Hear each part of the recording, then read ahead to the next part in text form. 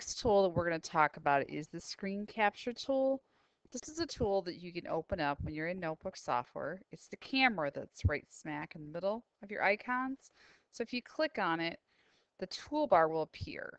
So let me try that again. I'm going to go ahead and close this out so you'd see that if I click on the camera, the toolbar will appear. And this is called the screen capture toolbar. It is a toolbar that you can move as needed, and it also has 4 icons. I want you to notice that the first icon is called the area capture, and that's the one we're going to talk about today. This captures 90-degree angles. I'm going to show you a PDF because this is what you normally would have that you might want to capture something from.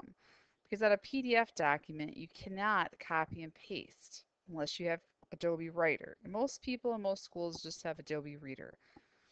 So you click on the button and you get the crosshairs and you just go ahead and start making a square around.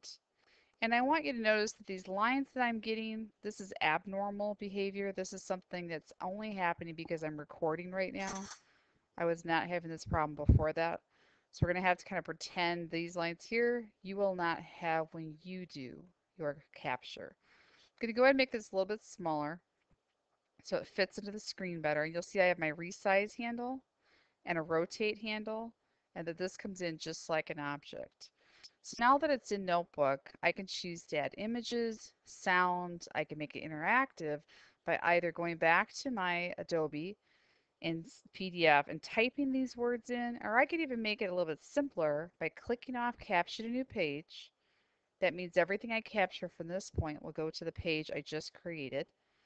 Again, do the area capture and capture the word. This word now can be used in my notebook, and I'll go back to notebook. And then a student can actually move this word and put it in the correct blank. This is now bodily kinesthetic activity that students can get up to the board and they can move. Now, often we have students who have difficulty and their reading comprehension isn't as high as their auditory comprehension, and they may see the word pondered and not be able to sound it out or recognize what it means. However, if they heard the word pondered, they could. So at this point, you could actually choose to link by going to your get this little tiny arrow. If you click on that, you get a menu and choose sound. And I can browse for the sound and find it on my desktop. I've already created with Audacity pondered, just to show you as a reference. So I go ahead and do object. And now when a student comes up to the word pondered or they're not sure what it is, they can click on it. Pondered. Hear the word pondered and say, oh, okay. Alex gave a deep blank, or they blanked the question. Oh, okay. They pondered means to think about. On the same token, I could have found images and linked those with pondered to help students see a graphic that would help them understand what pondered meant.